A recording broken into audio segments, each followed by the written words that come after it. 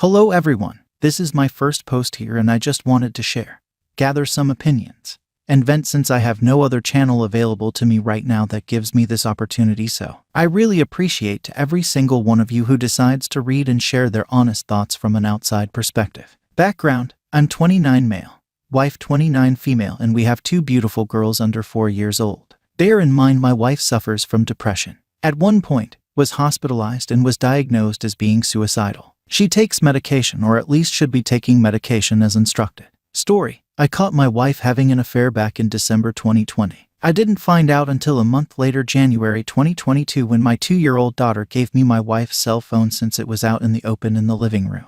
The lights popped up due to an incoming text message. The moment I got the phone, I noticed the text message said, "I love you." I recognized the name. It was a close friend of hers, and my heart dropped. Not from that message alone, but the messages that were exchanged before. I was filled with anger, shock, disappointment, and darkness. I couldn't believe I was experiencing what I consider a nightmare. When I confronted my wife with her phone, I asked her, "What is this? What is going on?" I kid you not, the first thing that comes out of her mouth is, "Why are you even looking at my phone?" From there, I was even more angry than before. Could not believe what came out of her mouth. She didn't feel sorry until further down our conversation. However, now that I think about it, her sorry wasn't sincere. The fact that I had to dig it out of her. Even then, it's not how I would act at all if I was in her position. Anyhow, she tells me her side of the story and confirmed she had sexual intercourse with this guy on multiple occasions.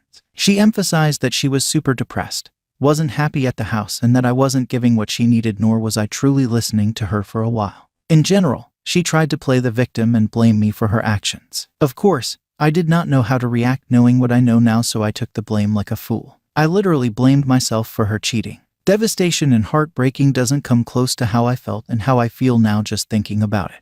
I do not wish this type of behavior on anyone. Fast forward 1 month later, I decided that I wanted to continue our relationship and try to reconcile. But the only way for it to work was for her to break the affair and block this guy from all forms of social media outlets, messaging apps, etc. Literally erase this home wrecker from our family. She did that, and I was there when she made the phone call and blocking him on all social media outlets. A year passes, and while we had some rocky moments, I felt like things were getting better. We continued to see a couples therapist once a week, and that lasted for 7 months. We ended the sessions thinking we no longer needed them and continued to practice what we gathered from the sessions. It's now February 2022, on a Saturday morning. I wake up at 5:30 a.m. to feed our cat. I go back to our bedroom and noticed her phone was out next to her. I simply wanted to close the phone and get back to sleep, but noticed it was the AP's username. I could not believe what I saw. I paused for a moment thinking this was all but a nightmare. I didn't scroll through the messages because that was more than enough for me. Everything that I thought ended a year ago all came back flashing before my eyes. This time,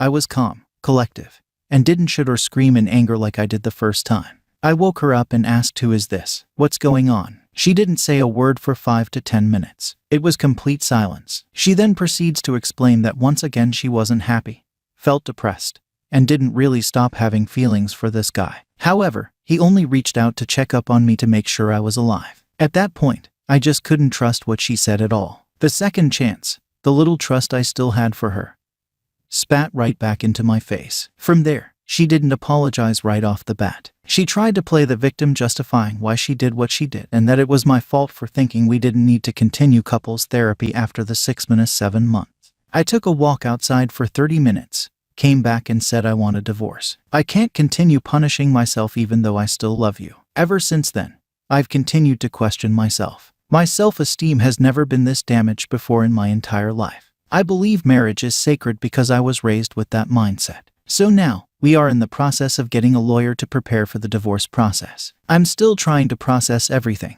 speaking with my friends for support, and so on. Once we are divorced, I plan to tell her family why we divorced rather than her trying to hide the truth. But what do you guys think? Should I? I feel like I should, to ensure they don't believe any lies that may come out her mouth to suit her own agenda. Lastly, 1. Why do cheaters like to play victim the moment they are caught? 2. Why do cheaters blame the betrayed spouse? 3. Why do I question my own sanity when I'm not the one who cheated? Again, thank you so much for everyone that took the time to read and share their thoughts. I hope everyone that has moved on is at a better mental state and is with someone who truly cares and respects you no matter how things unfold. Found out X was a serial cheater after breakup helped me make sense of it.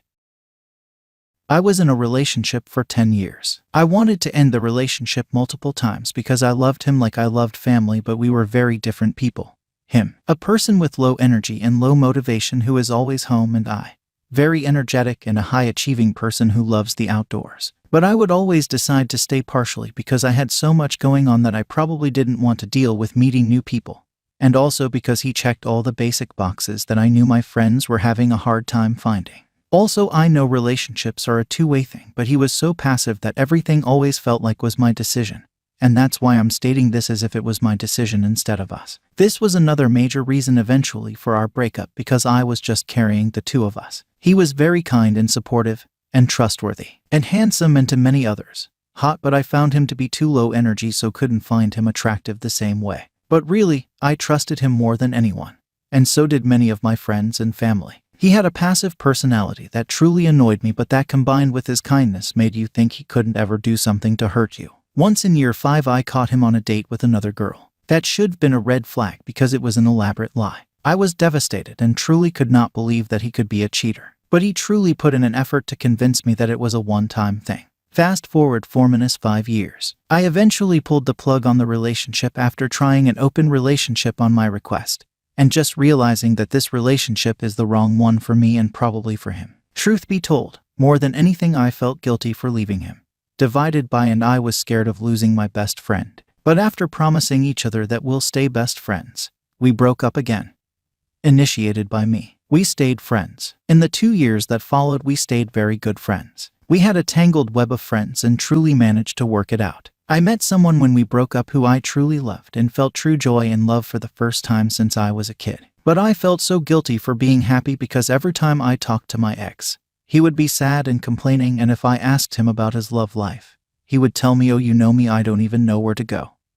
I'm not doing anything." One time when I was telling my good friend who knows him about my guilt for being happy, he said, "What are you talking about? I was with him last week and he was making out with 2 people. But he would continue to tell me that he's not seeing anyone. He had always been that way. Extremely low energy and will always bring miserable and sad news to me. Like I would be the first person he would call if something was wrong, and things were always wrong for him and I would have to go to the rescue. And then I would have to find out about the good news myself. Also, I have to say that I was always more successful than him in achieving the things I wanted and felt guilty for it, and had to downplay my success because he was struggling to even find a job. I always supported him and would help him apply to school and jobs and all. So about 2 years after our breakup, I was feeling guilty because I've never been happier in my relationship and my ex. Well, still complaining and sad, and also he started to see a sex worker, which he was starting to develop emotions for, and I think she wasn't available, so he was just really sad. I was a bit in shock to see his type, but I was happy that he at least had someone so he wouldn't just bring his misery to me. I especially continued our friendship because I kept feeling bad for him,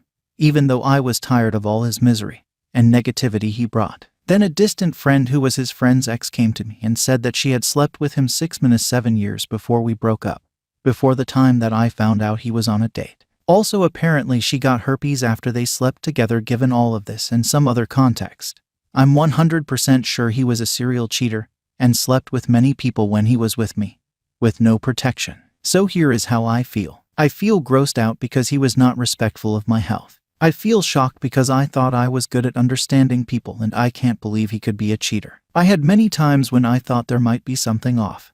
Catching his colleagues flirting with him playing it dumb, and me gaslighting myself into thinking him being insecure. I feel angry because I wanted to break up with him so many times, and even when we had the open relationship or the breakup, that was all initiated by me. Why on earth would he not break up when he had so many chances? I'm also angry because he jeopardized my health and, for example, never told me about the herpes incident.